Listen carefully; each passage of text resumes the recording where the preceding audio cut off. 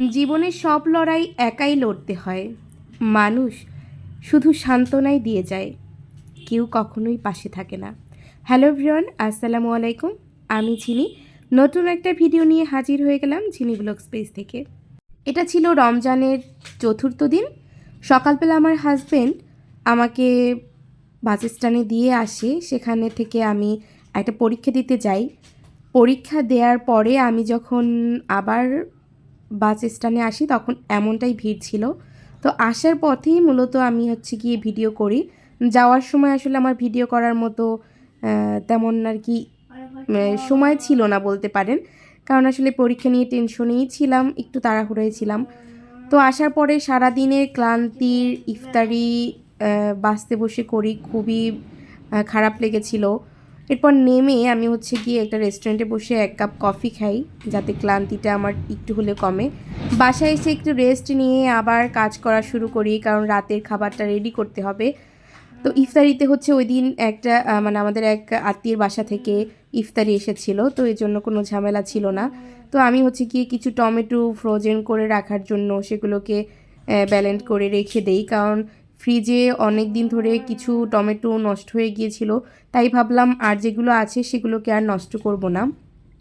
তারপর রাতে চিংড়ি মাছ রান্না করেছিলাম সিহিরির জন্য। এই তো সেদিনের মতো এ পর্যন্ত। এর পরের দিন মানে পঞ্চম দিন যেদিন, সেদিন সকালে আমি গিয়ে 10টা-11টার দিকে পার্সেল আনবক্সিং করি। এটা দুইটা দারাজ থেকে পার্সেল এসেছিলো। তো মনে হচ্ছিল যে রমজানের সব পার্সেলগুলো এসে জমা হচ্ছে, তো আমি আসলে সময় পাচ্ছিলাম না খোলার জন্য। এগুলো অনেক আগে অর্ডার করেছিলাম। কিছু গিয়ে বোতল রিসাইকেল করার জন্য, মানে এগুলো দিয়ে আমি আসলে কিছু করতে চাচ্ছি। তো এগুলো গিয়ে দারাজে পাওয়া যায়, তো আমি আসলে আগে জানতাম না। তো রিসেন্ট কিছু ভিডিও দেখে ভাবলাম যে আমিও কেন নিব না। এগুলো নিলে এগুলো দিয়ে বিভিন্ন ধরনের শৈল্পিক, যেগুলো আসলে একটু রং তুলি দিয়ে কিছু একটা ঘরের সৌন্দর্য বর্ধনের জন্য কিছু করা যাবে। তো এরপরে গিয়ে আমার বাসায় প্রচুর গিয়ে কাচের বয়াম আছে, আসলে থাকে সংসার জীবনে। তো এটা থাকেই, কারণ মানে কি বলে, কফি, বাচ্চাদের নিউট্রেলা কিংবা বিভিন্ন এরকম বিভিন্ন কৌটা থাকে যেগুলো কাচের, আর সেগুলো আমি খুব ভালো করেই সংরক্ষণ করে থাকি। তবে সেগুলো তো আমার একদমই সবগুলো কাজে লেগে গেছে অলরেডি। তো ভাবলাম যে আমি এক রকমের কয়েকটা জার নিব। তো এটাও সত্যি কথা বলতে আমি রিসেন্ট জেনেছি দারাজ থেকে এগুলো নেওয়া যায়। তো সেজন্য একটা একদম 5টায় একই রকমের নিয়েছিলাম। আর যে পার্সেলটা দেখলেন সেটা আপনাদের সাথে শেয়ার করব না, কারণ সেটা গিয়ে আমার ঈদের শপিংয়ের একটা অংশ। তো সেটা আমি আসলে পরে শেয়ার করব, কারণ ঈদের যতই হোক ঈদের ড্রেস তো আর আগে দেখানো যায় না, তাই না? যাই হোক, এরপর কি আমি রান্না করতে চলে আসলাম। দুপুরে আমি নামাজ পড়ে, মানে গোসল করে নামাজ পড়ে।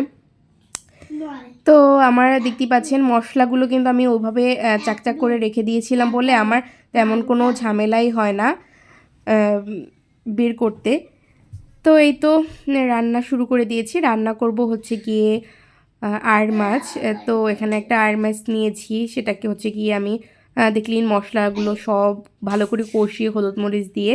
আর আয়ের মাছে কিন্তু মশলাটা মানে থেকে অল্প অল্প করে দিয়ে আপনার হলুদ মরিচ, বিশেষ করে মরিচটা একটু বেশি দিতে হয় এই ধরনের মাছগুলোতে, বিশেষ করে বোয়াল মাছ, আয়ের মাছ কিংবা নদীর পাঙ্গাস, এগুলোতে একটু মরিচটা বেশি না দিলে খেতে ভালো লাগে না।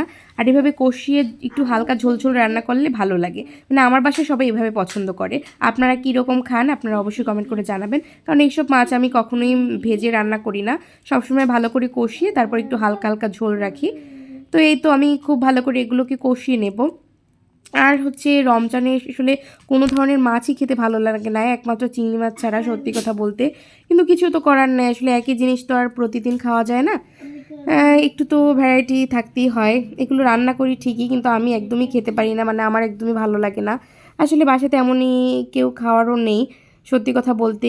রোজা রেখে তার কারোই তেমন একটা খেতে ইচ্ছে করে না, ওই এক পিৎজা। আর আমি রান্না করছি গিয়ে মিষ্টি কুমড়া, আর আমার হাতের এই মিষ্টি কুমড়াটা অনেক বেশি মজা হয়। আসলে নিজের প্রশংসা করছি তেমন না, আমি এখানে গিয়ে একটু কাটাটা ব্যবহার করিনি, মানে পেঁয়াজের পেস্ট, রসুন, আদা এই সামান্য করে পেস্ট সব ব্যবহার করে একদম সরিষার তেলে এটাকে এরকম করেই মানে পানি ছাড়া একটু সেদ্ধ করে ফেলবো। তারপর হচ্ছে দেখলেন যে আমি জারগুলো পরিষ্কার করে শুকাতে দিয়েছিলাম, আর বিকেলে হচ্ছে আমি কয়েকটা পাটিসাপটা পিঠা বানিয়ে নিয়েছি, ডিম সেদ্ধ করে নিয়েছি, আর এখানে হচ্ছে বিন্নি চাল ভিজিয়ে রেখেছিলাম, সেটাও এখন রান্না করব, ইফতারি রেডি করব আর কি। এখানে ফলগুলো নিয়েছি, ফলগুলো কেটে নেব। এরপর হচ্ছে গিয়ে আমি একটু চিড়া ভিজিয়ে নিয়েছি, মানে একে একে সব কিছু। মা এখানে হচ্ছে নারিকেল কুড়িয়ে নিচ্ছে, বিন্নি রান্না করব, বিন্নিতে দিতে হবে। এখানে হচ্ছে আমি আমের জুসটা করে নিয়েছিলাম। তো এই তো কিছু কিছু রেডি করে আমি এখানে রেখে দিয়েছি, এখনও যেগুলো বাকি আছে সেগুলো একে একে আর কি টেবিলে সার্ভ করে দেব। তো সবশেষে আমরা কিন্তু ইফতারির জন্য এখানে বসে গেছি। তো আমাদের এই ছিল আয়োজন। আর বিন্নিটা হচ্ছে গিয়ে আমি গরমে ভাপিয়ে রেখে দিয়েছি, ইফতারির পরে হয়তো সার্ভ করব, সবাই খাবে অল্প স্বল্প করে। আসলে ইফতারির পরে আসলে তেমন কিছুই খাওয়া যায় না। তো ইফতারি করার পরে সেদিন আসলে আমার বিশ্রাম ছিল না, বাসায় হচ্ছে গিয়ে কিচেনের যে একটা আমার ক্যাবিনেট বানিয়ে দিয়েছিলাম সেটা এসে পড়েছিল, তো এর জন্য আমাকে অনেক কাজ করতে হয়েছে। তো এই কাজের মধ্য দিয়ে রাতটা আমার আসলে অনেক বেজে গিয়েছিল, আর ভিডিও করা হয়নি। তো আজকের মতো এখানেই বিদায় নিচ্ছি। আশা করি সবাই আমার ভিডিওটা দেখে একটা সুন্দর কমেন্ট করে যাবেন, এবং ভালো লাগলে একটু শেয়ার করে যাবেন। আল্লাহ হাফেজ।